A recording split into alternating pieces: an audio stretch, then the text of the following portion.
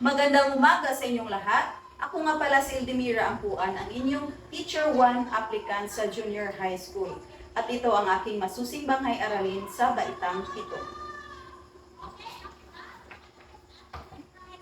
Ito ay may 10 pahina. At ang paksa ko sa araw na ito ay patungkol sa Akdang Ibong Adarna, Kabanata 9 at 13 at mga suliraning panlipunan. Maaari ko bang hingin ang inyong pahintulot para ako ay magsimula? Maraming salamat. Magandang umaga mga mag-aaral. Maaari bang tumayo ang lahat para sa panalangin? Milona, maaari mo bang pamunuan ito? Sa ngalan ng Ama, ng Anak at ng Espiritu Santo. Amen. Sa ngalan ng Ama. Muli, magandang umaga sa inyong lahat. Bago kayo umupo, ay maaari nyo bang pulutin ang lahat ng mga kakalat na basura sa upuan ninyo? Tapos na ba ang lahat? Magaling, maaari na kayong umupo. Bago tayo magsimula, ay mag-check muna ng tayo ng liban at diliban sa klase. Sabihin ang salitang Darna kung kayo ay nandito sa ating klase ngayon. Maliwanag ba mga mag-aaral? Magaling. Antonio Alona, Veronio Clerc, Kaayaman Riza, Dagaang Alin Joy, Flores Mary Jane, Gumabaw Ana, Hermohino Felisilda, Humauas Joan, Lumanta Irene, at Morales Vicky. Magaling. At sa araw na ito, walang libang sa klase. Palakpakan natin ang ating mga sarili. Ngayon, bago tayo magsimula, nais kong ipaalala sa inyo na sa ating klase ay meron tayong mga pamantayan na dapat sundin. Choy, maaari mo bang basahin ang ating pamantayan? Maraming salamat. Ang pamantayan natin sa klase, tandaan nyo lamang ang salitang RAM. Ang R ay para sa respeto, ang U ay para sa umupo ng maayos, at ang M ay makinig at makisama sa klase. Maliwanag ba mga mag-aaral? Magaling. Ngayon, bago ako magsimula sa ating klase, nais kong ipaalala sa inyo ang ating mga layunin sa araw na ito. Una, maaari mo bang basahin, Milona? Maraming salamat. Joy, sa pangalawa. Maraming salamat. Clerk, sa pangatlo. Maraming salamat, Clerk. At iyon ang ating mga layunin sa araw na ito. Ngayon, bago tayo magsimula, magbabalik aral muna tayo. Naalala niyo ba ang ating tinalakay kahapon? Magaling. Ngayon ay magbibigay ako ng gawain. Ito ay may pamagat na isaayos mo. Panuto. Maaari mo bang basahin, Mary Jane? Maraming salamat. Ang ating panuto ay isaayos ang ginulong salita na maging isang buong salita batay sa pagpapakahulugan nito. Maliwanag ba mga mag-aaral? Magaling. Okay, unang ginulong salita. Katanungan, kabiyak ni Haring Fernando at ina ng 3 prinsipe. Sino kaya ito? Tama, ito ay si Reyna Valeriana. Sa pangalawang katanungan,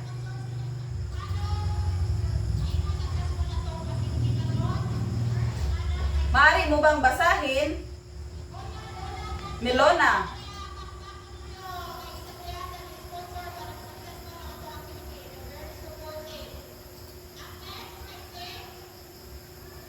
Salamat. Ang pangalawang katanungan ay, ang makapangyarihang ibong nakatira sa puno ng Piedras Platas. Ano kaya ito? Tama, ito ay ang Ibong Adarna. Pangatlo, maaari mo bang basahin? Mary Jane. Maraming salamat, Mary Jane. Ang pangatlong katanungan ay, ang buting hari ng kahariang Berbania. Sino kaya ito? Okay, Joy. Tama. Ito ay si Haring Fernando. Ngayon, sa pang-apat na tanong, maaari mo bang basahin? Claire. Maraming salamat, Claire. Ang katanungan pang-apat, ang bunso sa tatlong prinsipeng anak ni na Haring Fernando at Reyna Valeriana na siyang nakahuli ng ibon. Sino kaya ito? Tama. Siya ay si Don Juan. Ngayon sa panglimang katanungan, maaari mo bang basahin, Joy? Maraming salamat, Joy. Ang katanungan panglima ay, ang mahiwagang matandang lalaki na nanirahan sa bundok ng Tabor. Sino kaya ito? Tama. Ito ay ang Ermitanyo. Magaling. Napakaganda ng inyong mga ipinakita sa ating gawain ito. Palakpakan natin ang ating mga sarili. Ngayon, bago tayo tumungo sa panibagong talakayan, meron muna tayong gawain na gagawin sa umagang ito. Ito ay pinabagatang hindi ko kailanman. Sa hindi ko kailanman, meron tayong mechanics. Unang mechanics, maaari mo bang basahin, Alin Joy? Maraming salamat. Naintindihan ba mga mag-aaral? Magaling. Sa pangalawa naman, Milona? Maraming salamat, Milona. Naintindihan niyo ba? Magaling. Sa pangatlo, Clerk. Maraming salamat, Clerk. Maliwanag ba mga mag-aral? Magaling. Sa pang-apat at panghuling mechanics, maaari mo bang basahin, Mary Jane?